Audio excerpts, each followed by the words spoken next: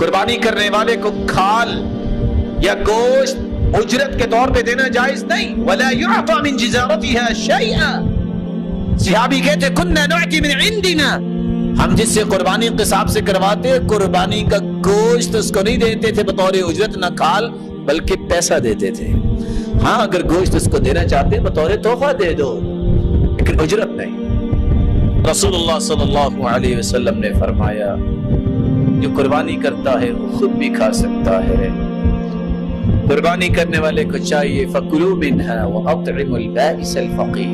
خود بھی کھائے فقیروں کو بھی دے نا امیدوں تک بھی پہنچائے جن کو کوئی بھی نہیں پہنچاتا.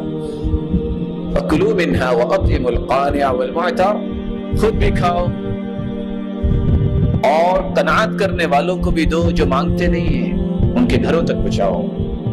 وَالْمُعْتَرَ ضرورت مند کو بھی دو مہمانوں کو بھی کھلاؤ. اگر زیادہ قربانیاں کی ہیں تو آپ ذخیرہ بھی کر سکتے ہیں.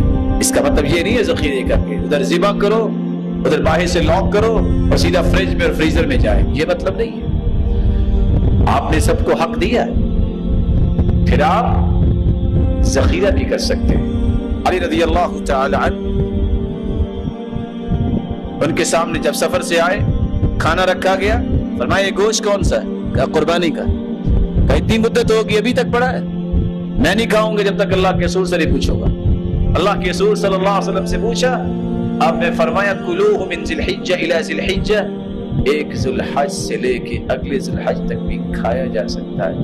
ہو سکتا ہے کچھ لوگ کباب بنا کے رکھ لیں, چلو مہینے بعد 4 کباب لگا لیا کریں گے, کوئی حرج نہیں.